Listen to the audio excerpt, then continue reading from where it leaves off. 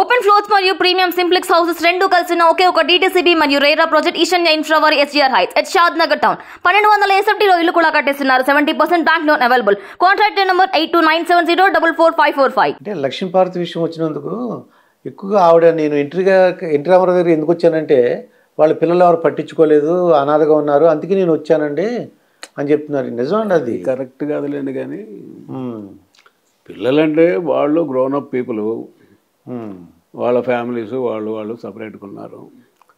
కాకపోతే ఏంటంటే నేను అబ్జర్వ్ చేసింది, పిల్లలు మన ఇళ్లలో లాగా అంత లిబరల్గా తండ్రితో ఉండరు అక్కడ. ఈయన మొదటి నుంచే సినిమాల్లో ఉండి కష్టపడి అట్లా రాత్రి మగళ్ళు చాకిరీ చేసి రావడం, ఈ పిల్లల చదువుల సంధ్యలు కూడా ఆయన పట్టించుకున్నాడు కాదు.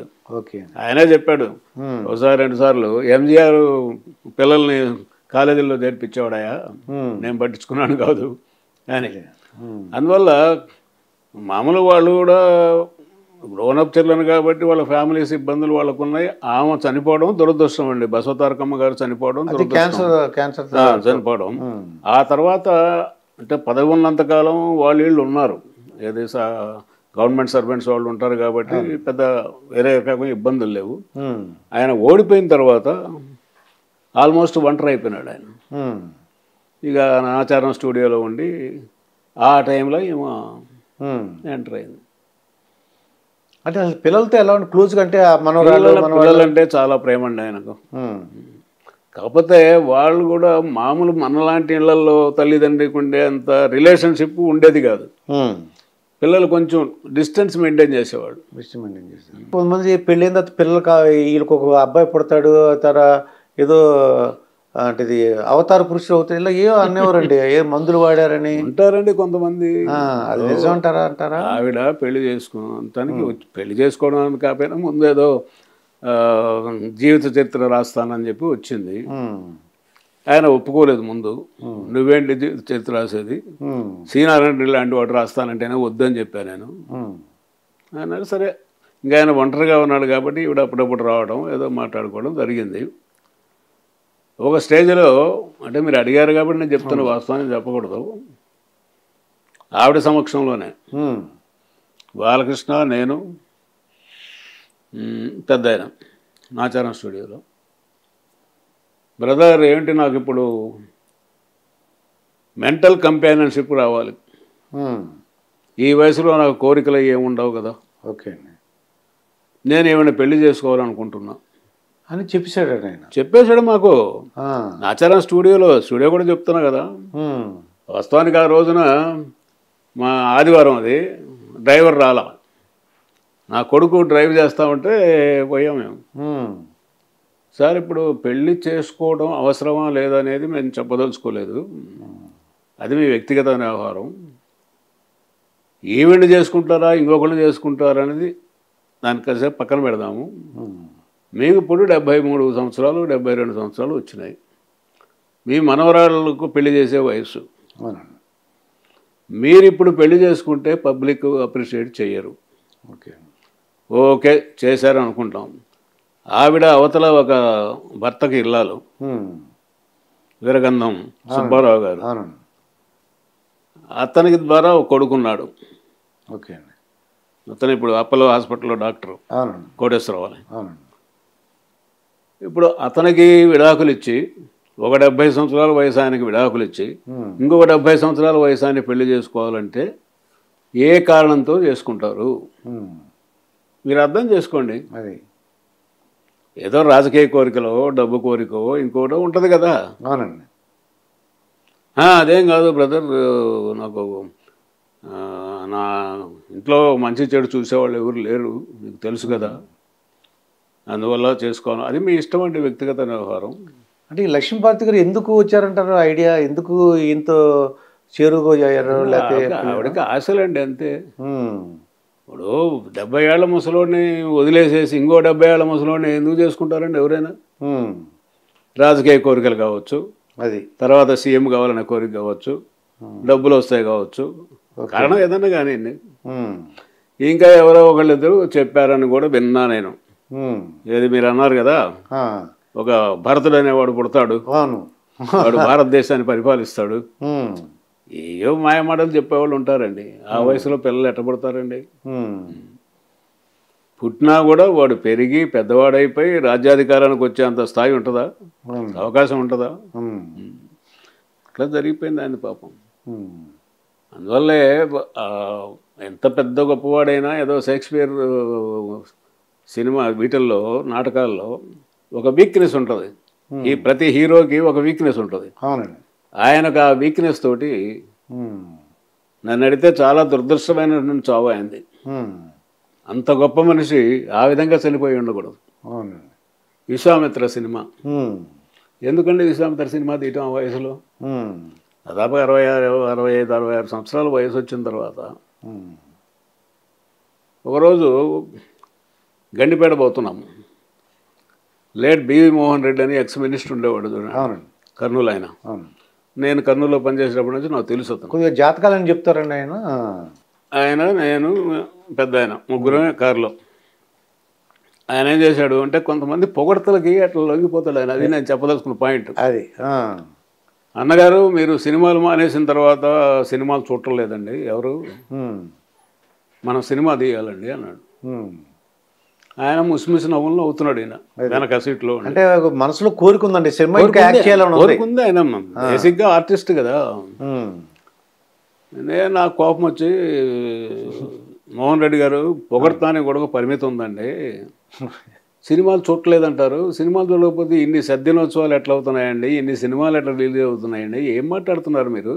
ఉమ్, ఈ వయసులో 5 ఏళ్ళు 6 ఏళ్ళు సీఎం అయిన తర్వాత ఇప్పుడు సినిమా చూస్తే తప్ప ఓట్లేరా? ఉమ్, అంటే మీరు చేసిన పనులు ఒకటి మంచిది లేదా? 2 రూపాయల కిలో బియ్యం ఇచ్చారు, అవును.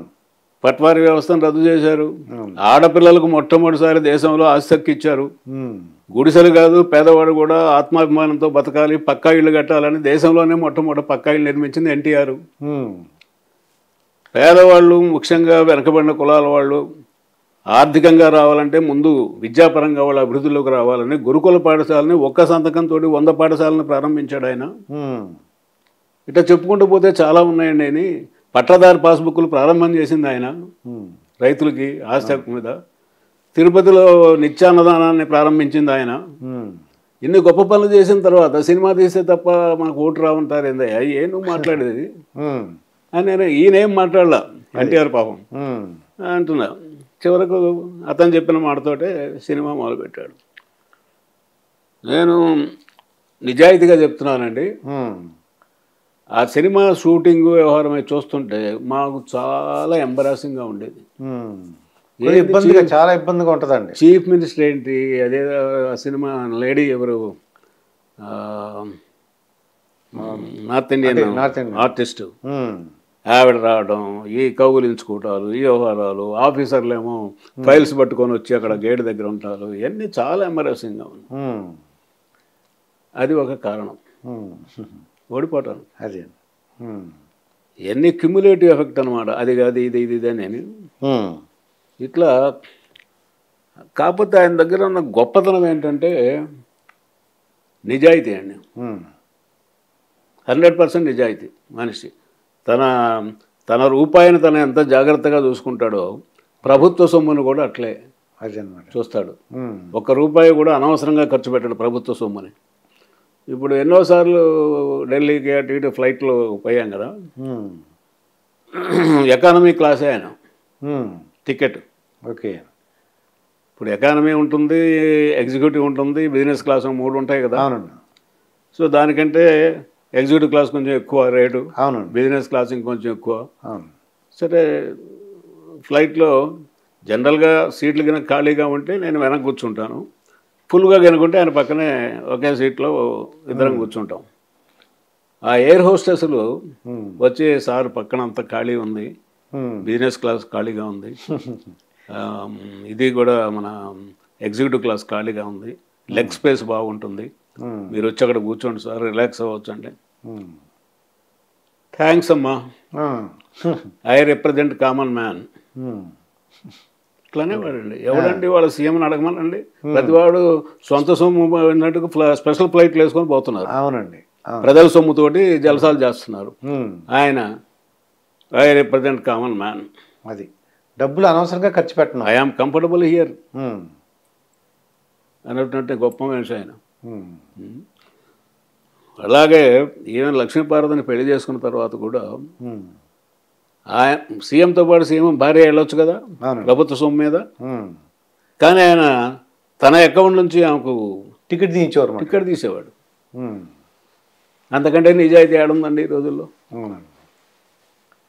అటువంటి వ్యక్తి మళ్ళా పుట్టడండి ఎన్టీఆర్ లాంటి వాడు. అంటే అందరినీ బ్రదర్ అని గౌరవించటం, ఈవెన్ కానిస్టేబుల్ కూడా ఓకే ఎవరిని అరే అనే ఒరే అని పిలవడం అది జరగదు. అంత గొప్ప మనిషి.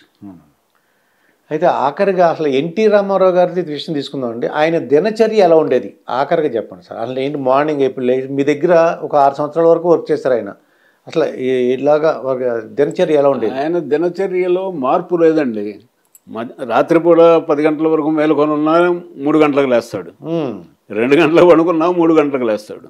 ఓకే. మామూలుగా అయితే ఆయన 7 గంటలకు పడుకుంటాడు నైట్. నైట్ ఎప్పుడు కూడా అంటే ఏదన్నా ప్రోగ్రాంలో ఉంటే తప్ప మామూలుగా అయితే 7 గంటలకు పడుకుంటాడు. ఓకే.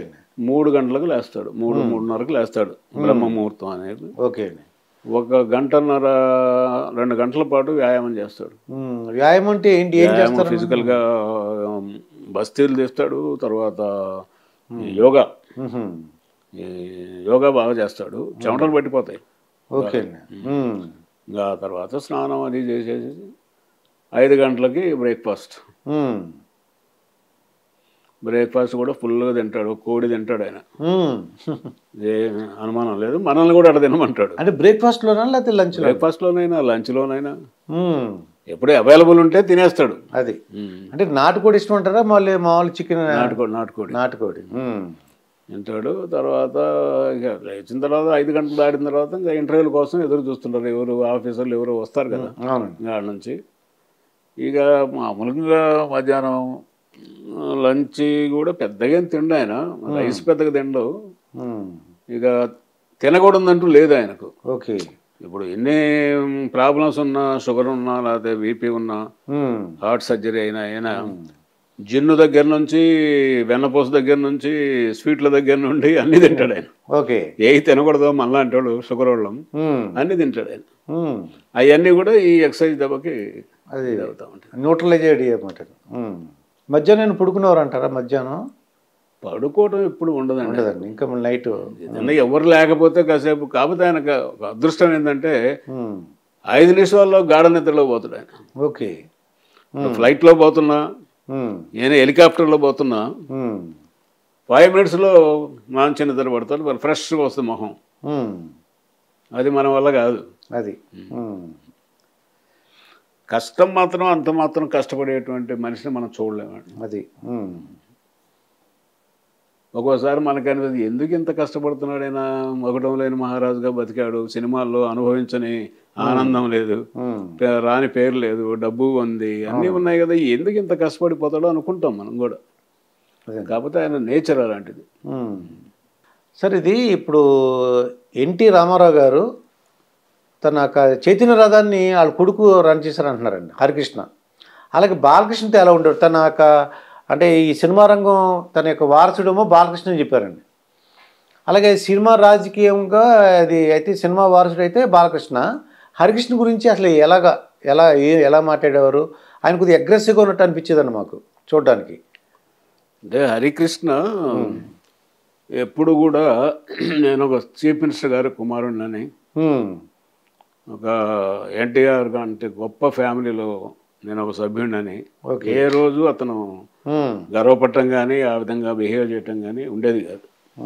పదాలు తెలియని పెదవులకు అమృత వాక్యం అమ్మ. సంతానలేమి సమస్యతో బాధపడుతున్న ప్రతి స్త్రీమూర్తి బాధను మేము అర్థం చేసుకోగలం. Fertinine world best embryology lab మరియు జిల్ట్రిక్స్ అలారం సిస్టాన్ని మొట్టమొదటిసారిగా ఏపీ మరియు తెలంగాణలో ఈ నెల 9న ప్రముఖ సినీ నటి స్నేహ, స్పెయిన్ దేశానికి చెందిన international senior embryologist Javier Herrera గారు ప్రారంభించారు. ఈ శుభతరుణంలో రక్త పరీక్షలు, AMH test, RBS, సెమిన్ analysis, ultrasound scan, follicle scan ఈ నెల 31 వరకు ఉచితంగా అందిస్తుంది. ఫెర్టినైన్ అంటే సంతానం, 49 అంటే సంతోషం.